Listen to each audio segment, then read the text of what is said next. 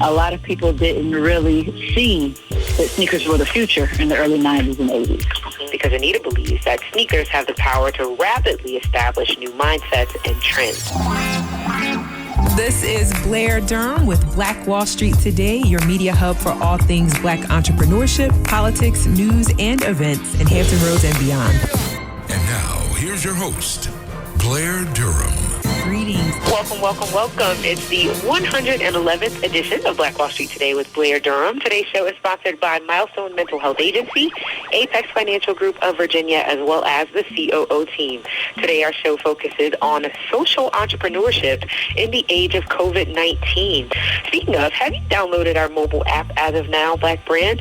It is available on the Apple as well as the Android platforms, free of charge, a great way to learn about businesses in Hampton Roads and to stay apprised of various events that our organization is hosting.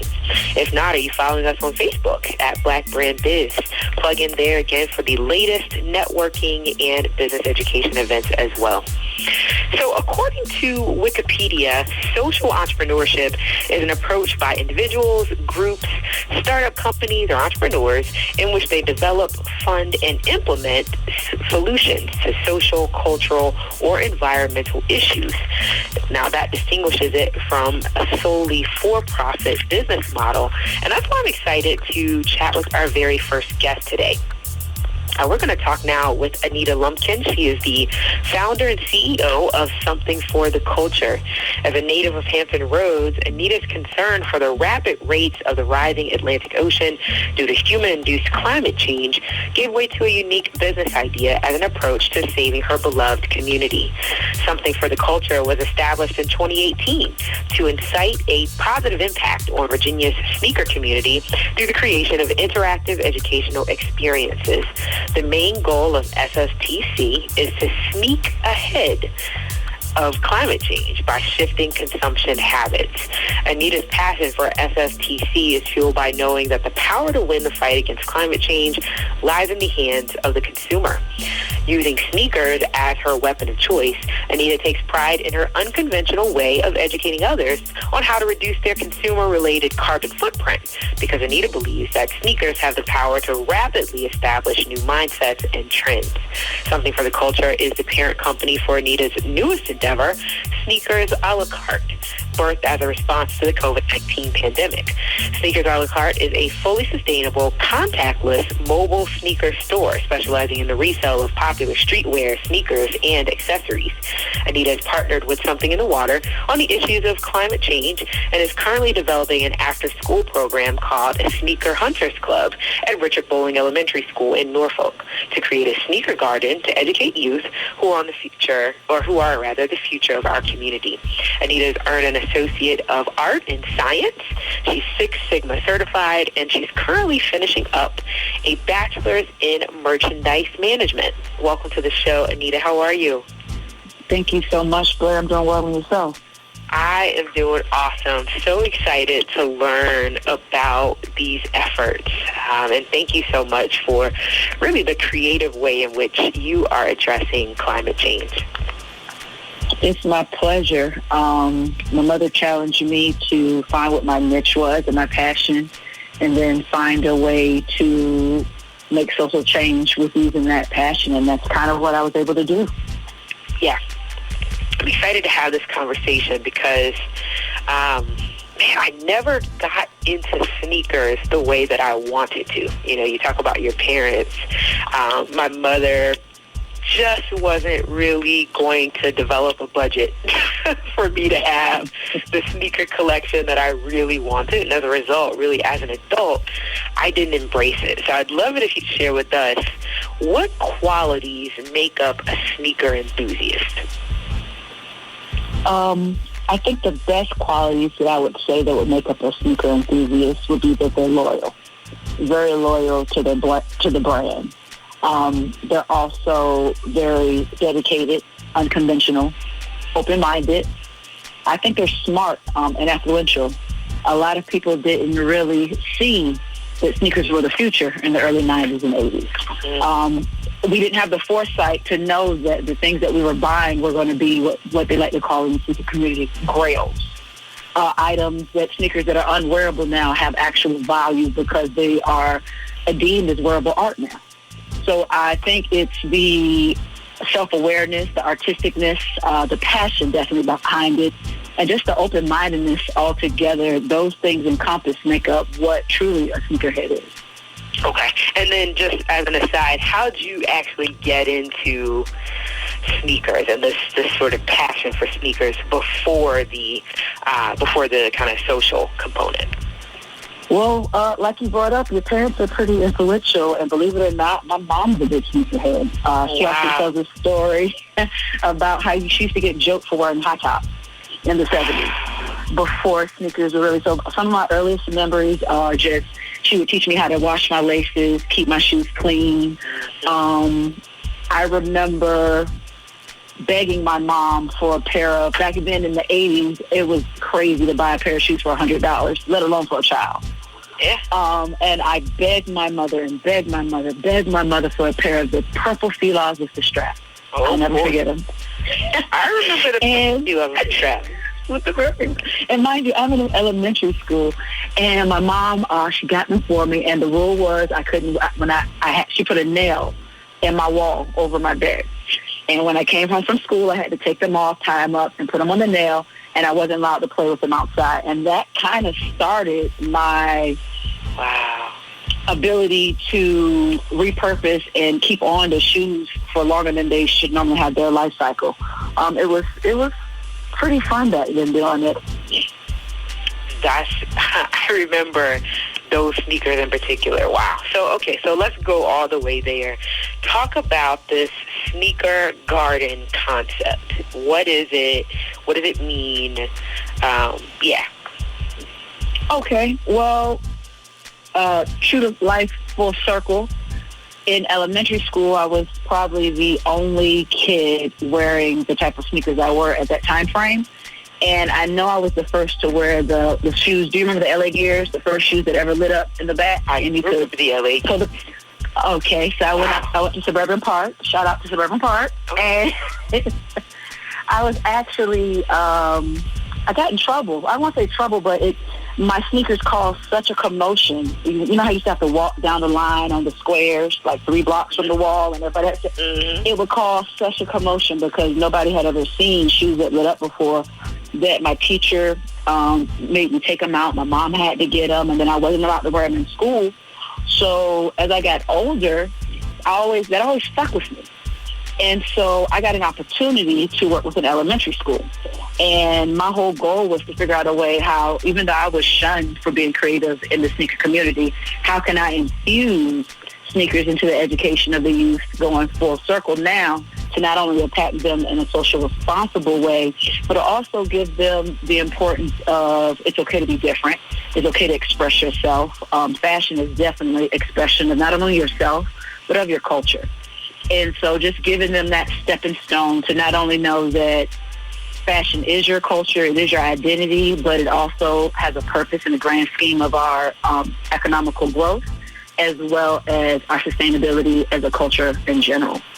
So I decided to start with the youth on that. Okay. I'm trying to visualize the sneaker garden, though. Did it go over my head?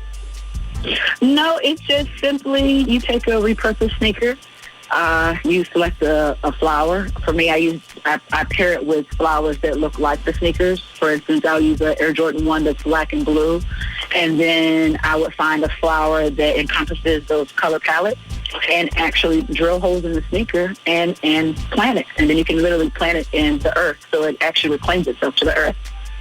And I have dozens of tennis shoes of just repurposed shoes. I find shoes, I could be driving down the highway and see a shoe on the side of the street, and I will stop and pull over and collect it to include it in my garden to keep repurposing and adding and showing beauty to the product. Wow. So, a lot of people don't know it takes about 80 years for a tennis shoe to decompose. Okay, so that's where this is going. So, man, so this is like bigger than trash bags and bottles and straws. We're talking about a material that's not going to break down.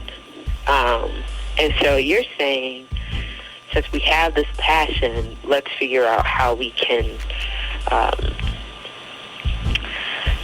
how we can transition it into something that is viable for even longer. Right. In essence, we try to, for the children, I say I put the lit in sustainability. I try to find ways to create sustainable outlets without, taking away from your swag or your style. A lot of people shy from doing what's right because they feel it's a square thing to do, or it's not cool. So I'm trying to infuse the cool with being sustainable. Yeah. Okay. So where do you see this business in the next 5 years? Well, my business in particular, or sustainability and sneaker culture? Your particular business. So thinking about something for the culture and even sneakers a la carte, what's kind of the trajectory? What do you hope and what are you willing to happen with the business? Well, for something for the culture, my ultimate goal has always been to expose alternative business practices and encourage ethical consumption. And I also like to showcase ecological and sustainable products. So it's to create a platform so that over the years we can create some type of hub here in Virginia. In the sneaker culture in general for Virginia, we're missing the big education piece. Other states and other cultures within the United States and sneaker cultures, they have their big conventions. They have their big exhibits where the big sneaker companies come in and they educate, and LA and New York and Miami and Atlanta, they get that attention. But Virginia is kind of the hub of the sneaker, and we don't have those things. So my goal is to create those cultural experiences and events for our community so that we can congregate, we can build, we can grow, we can network, and we can, as a group, head into that right direction that we should be. Yeah. In the sneaker community, it's resellers, and then there's the creatives. And you can kind of go either way, and I'm trying to push the narrative of the creative. You know, I know a number of sneakerheads, right? So I think I can understand why you're saying that Virginia is sort of the hub for sneaker activity. But I'd love it if you would elaborate on that. I mean, is there a research component that's involved? What led you to the conclusion that VA is this hub that you speak of? Well, a lot of the most current influential designers and sneaker enthusiasts come straight out of Virginia. One of the most popular. Oh, yes. Well, we already know we're rich and diverse in just artistry. That's a given. There's a guy named John Witherspoon. Okay. He created one of the most iconic sneakers to date, right out of Richmond. He's so big that he has shops in Richmond, California, Miami. I mean, this guy's everywhere. He's literally single-handedly transitioned the sneaker game. And believe it or not, his platform is sustainability as well. And these shoes that he made were out of sustainable material, and it just straight shattered the ceiling in the sneaker community. Right out of Richmond, local guy, really nice guy. We all know Pharrell, and Pharrell's just influential on everything, but his sneaker line as well kind of pivoted. It was a change. And then we have a lot of influential sneaker shops here as far as Need Supply, which unfortunately due to the pandemic, they closed down. We had, of course, like I said, round two, we have from the Commonwealth here locally in the 757, and in the sneaker community and with sneaker stores, no matter where you live, sneakers work on accounts. And so depending on the type of account your local sneaker store has, it dictates the type of shoes you have access to.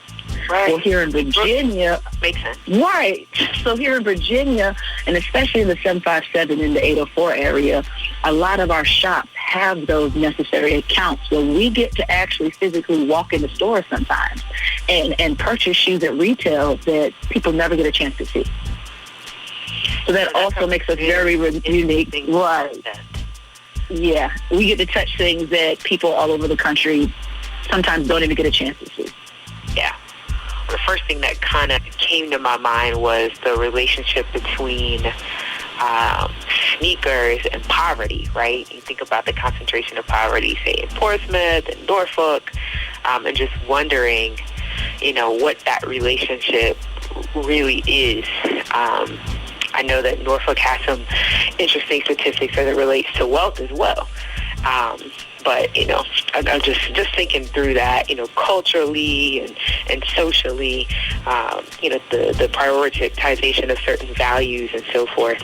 Very interesting what you have happened upon here. Go ahead. Well, that is another part of the stigma that I try to educate and break. Sneakers have been officially designated as a tradable commodity. It no longer has the stigma of you're wasting your money. That's why I also try to teach conservation and preservation of the shoes. Believe it or not, the sneaker community is one of the very few communities that have created a resale market where you can buy a pair of shoes and wear them and then sell them for more that you paid for them. So in this community and the way things are going now, what I'm trying to instill in the children, trying to get people to understand, when you make your sneaker choices, not only make them off of your preferences, but also it's almost like a stock and market. You have to know which shoes, when you do buy them, okay, if I buy the shoe, I can wear them a couple times, and then I can sell them and make more money.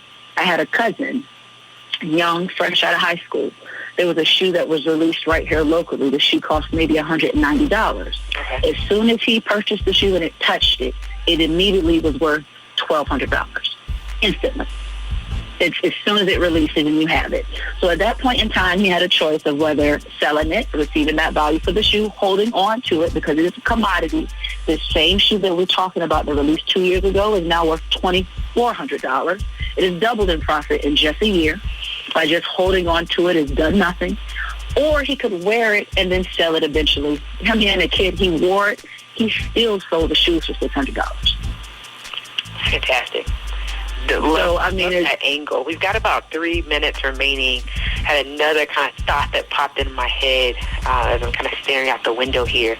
I've seen and I know of a I wouldn't call it a tradition, but this piece about throwing sneakers over the power line. Yeah. You ever driven through a neighborhood and seen sneakers kind of on display, quote unquote, in that regard? Not only that, but as I said, over time, the sneakers that we had in the 80s and the 90s are now worth a lot of money. I've wanted and wished that I could get some of them down. Yeah. Because they don't even realize how valuable those shoes that they've hung up there are worth now. And then I used to work for the electric company, so then that side of me kind of like shivers. So I'm like, oh, it's on the electric line. So I have a dual part on that one. Interesting. So we've got about 2 minutes. How can folks connect to your work, to your mission, to your sneakers? What's kind of the timeline? I know that Sneakers a la carte is in launch mode. Talk us through that part real quick. Well, what I've done, Sneakers a la carte was a miniaturized version of the experiences that I was trying to provide in my events. Mm-hmm. So I was able to put it on a mobile aspect.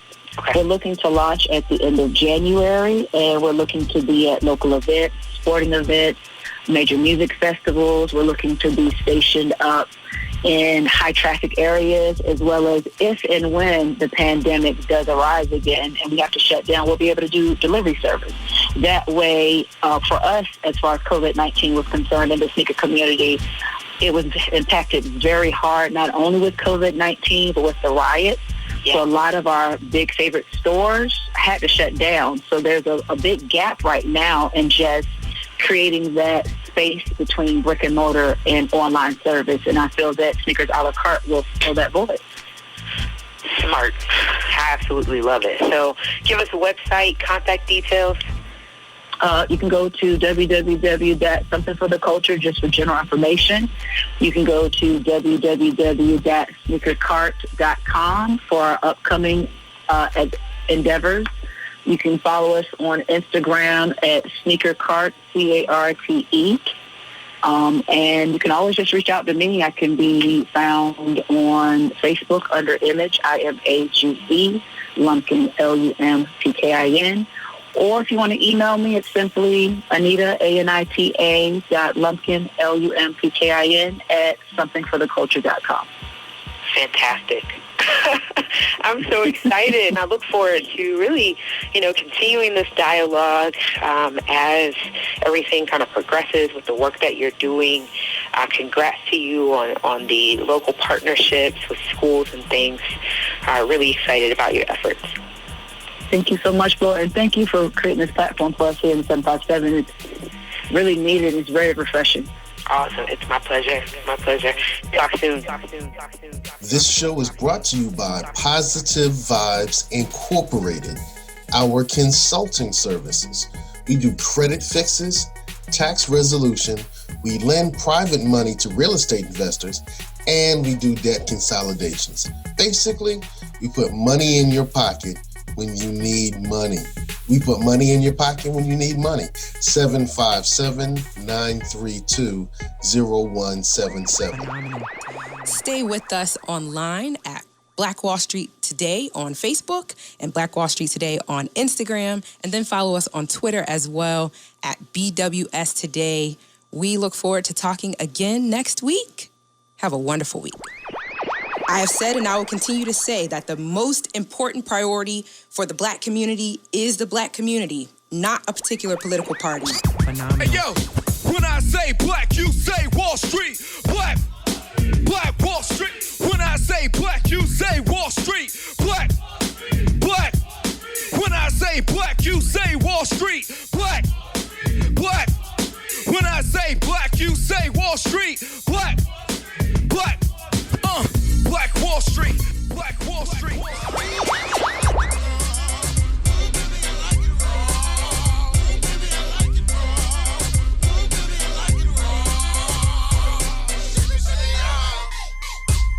Phenomenal.